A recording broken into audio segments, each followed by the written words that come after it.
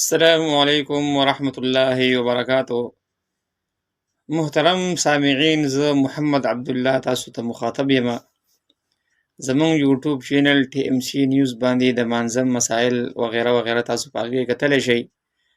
نننی ټاپک زمونږ دی د مانځه د رکعتونو شمېر، چې د مانځه څو رکعتونه دي. د سهار څو رکعته دي، د ماسپښین څو رکعته دي، د مازدیګر څو دي، د ماښام څو دي، د ماسخوتن څو رکعته دي. د سحر 4 رکعته مونځ دی. اولني 2 رکعتونه د فرض مانځه نه مخکې هغه سنت دي، او دا سنت مؤکد دي.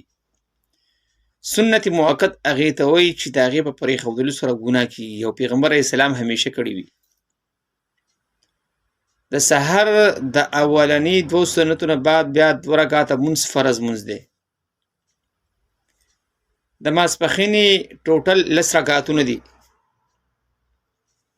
اول 4 سنت مؤکد دي، بیا د امام سره 4 رکعته جدا فرض دي. د هغې نه بعد بیا 2 رکعته سنت مؤکد نور دي. د مازدیګر 4 رکعته فرض دي، د هغې نه مخکې سنت او وروسته ترې هم نشته. نه ترې مخکې سنت شته، نه ترې وروسته دی، صرف 4 رکعته مونځ د مازدیګر دی فرض. د ماښام 15 رکعتونه دي. اولني 3 رکعته فرض دي، او د 3 رکعتونو نه فرضو نه بعد 2 رکعته سنت مؤکد دي. د ماسخوتن 9 رکعته مونځ دی.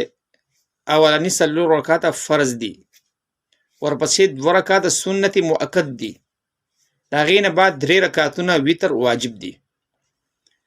اوس فرض، واجب او سنتو کې څه فرق دی؟ زما محترمو فرائض، فرض د فرض منکر کافر دی، هغه د کافر ویلی شي چې څوک د فرض انکار کوي. واجب هم په مرتبه کې تقریبا فرض سره برابر دي. فرق دا دی چې د فرض انکار کوونکی کافر دی، او د واجب انکار کوي کافر نه دی. دا فرق دی پکې بس.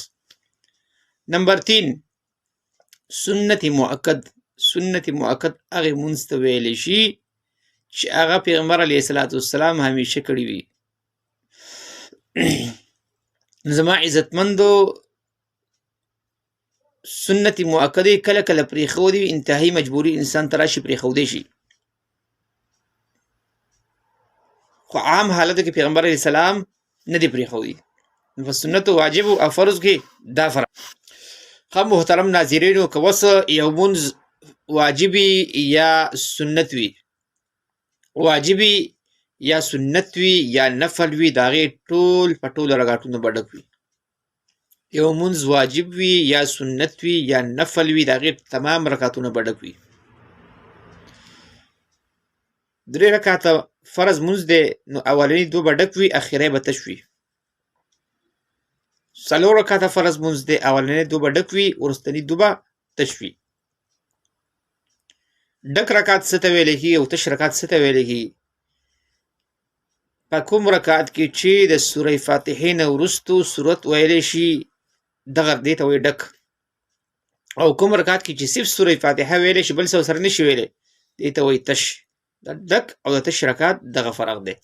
نو محترم ناظرینو، زموږ دا ویډیوګانې خپلو بچو ته، ماشومانو ته هم زده کوئ، هغو ته ښیئ چې هغوی څه نه څه په دې باندې پوه شي. زموږ دا ویډیو زیات تر هغه ماشومان نوجوانانو دپاره ده چې هغه دین زده کول غواړي، یا هغه مشران چې هغوی شرمېږي د بل نه.